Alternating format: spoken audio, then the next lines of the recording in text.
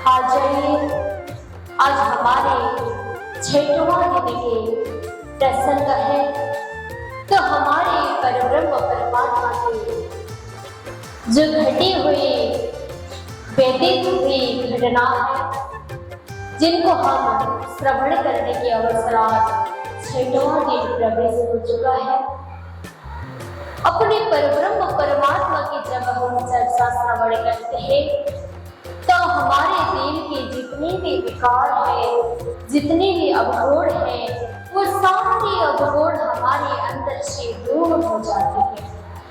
तब इसलिए हम इस वितक को श्रवण करते हैं, इसलिए हम शास्त्र श्रवण करते हैं, भागवत श्रवण करते हैं।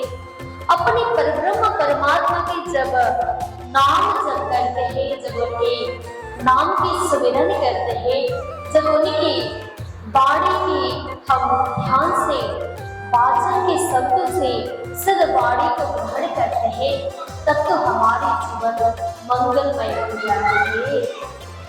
ऐसे तो शरीर के पवित्र करने के लिए, शरीर को शुद्ध रखने के लिए भी संसार के जल की आवश्यकता पड़ जाती है, गंगा की आवश्यकता पड़ती है।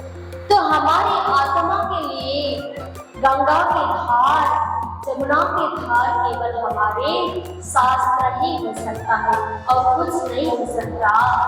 इसलिए हम भागवत श्रवण करते हैं, अपने परब्रह्म परमात्मा की वचन को श्रवण करते हैं।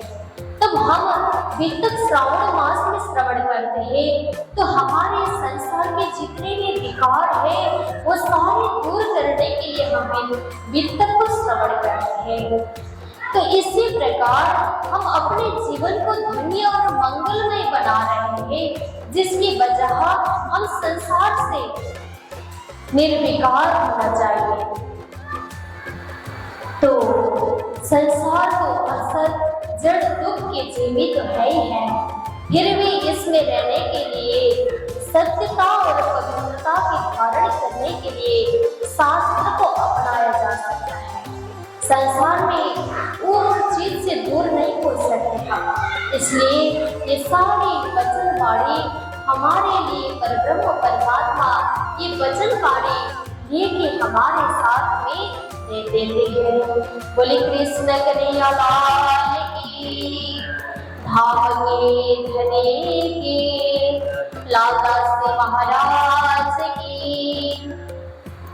तो आ जाइए, कल हमारे प्रसंग पहुंचा था कि हमारे निजानंद संप्रदाय के सद्गुरु श्री देवचंद्र जी महाराज जब 14 वर्ष की निष्ठा पूरी होने लगी थी, तब उस समय उनके शरीर में बुखार आ जाती है, बहुत तबीयत खराब रह जाता है।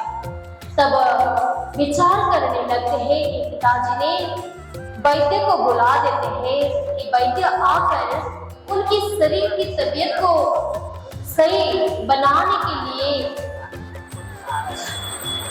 वैद्य को बुलाना पड़ा। जब वैद्य आकर के उनकी तबीयत देखते हैं तो बोल देते कि पवन की वजह और ज्यादा उनके शरीर को जोखिम उठाना पड़ेगा ही उनको।